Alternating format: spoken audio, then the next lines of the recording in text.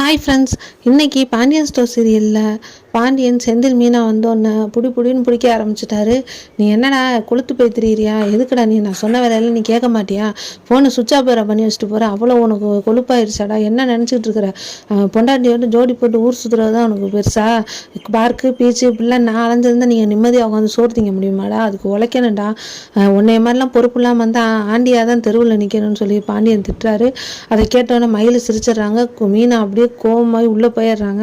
இந்த பர்றா காசை ஒழுங்காக வாங்கி தர வழியை பாரு அப்படின்னா அவன் வாங்கி கொடுத்துருவாங்க. ஏங்க இந்த கற்றுறீங்க அப்படின்னு சொல்லி கோமதி சொல்கிறாங்க. அவன் வாங்கி கொடுக்கலனால இருக்கு அப்புறமா அப்படின்னு சொல்லிட்டு போயிடுறாரு பாண்டியன். அவங்க 2 நாள் தான் ஊருக்கு போனாங்க. அதுக்குள்ளே 1008 வேலை. இவருக்கெல்லாம் யாருமே சந்தோஷமாக இருந்தாவே பிடிக்காது அப்படின்னு சொல்லிட்டு கதிர் உள்ளே போயிடுறாரு. கோமதி என்ன செய்யணும்னு தெரியாமல் முழிச்சுக்கிட்டு இருக்காங்க.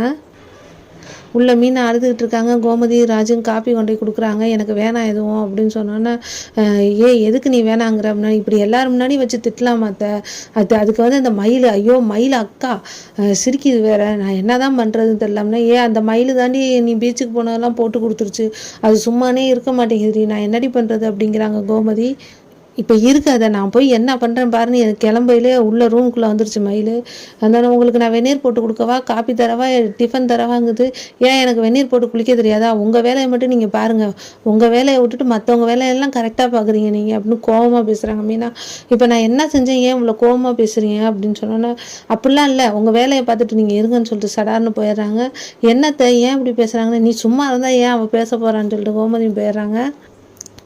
ராஜி வந்து கதிர் வாங்கி கொடுத்த ட்ரெஸ்ஸை போட்டுக்கிட்டு இதுக்கு என்ன சூப்பராக இருக்குன்னு கண்ணாடியில் பார்த்து வெக்கப்பட்டு சிரிக்கிறாங்க. அப்புறம் மீனா வேலைக்கு கிளம்பிட்டு இருக்காங்க. கோமதி ஏண்டி இப்போ வந்தோடனே கிளம்பிட்டு இருக்கேன்னு சொல்லிட்டு இருக்கையிலே ராஜி வந்து, மீனாக்கா உங்கள் ட்ரெஸ் நல்லா இருக்குன்னு சந்தோஷமாக குதிச்சுருக்கேன், இப்போ எதுக்கடி குதிக்கிற? அந்த மாதிரி டான்ஸு கிளாஸ் எதுவும் ஆட போறியா நீ காலேஜில் அப்படி இப்படின்னு சொல்லி சொல்கிறாங்க. அப்படியா இருந்தால் சொல்லிடுறேன், உங்கள் மாமாட்ட சொல்லிடுவோம், அப்புறம் அதுக்கு வேறு கோச்சுக்க போகிறாருன்னு கோமதி சொல்கிறாங்க.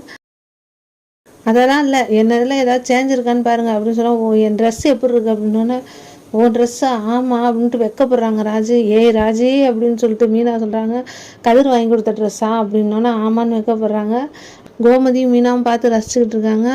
எப்படியோ ராஜி மனசில் கதிர் வந்தாச்சு, இனிமேல் நல்லா தான் இருக்கும். வீடியோ பிடிச்சிருந்தா சப்ஸ்கிரைப் பண்ணுங்கள். தேங்க்யூ.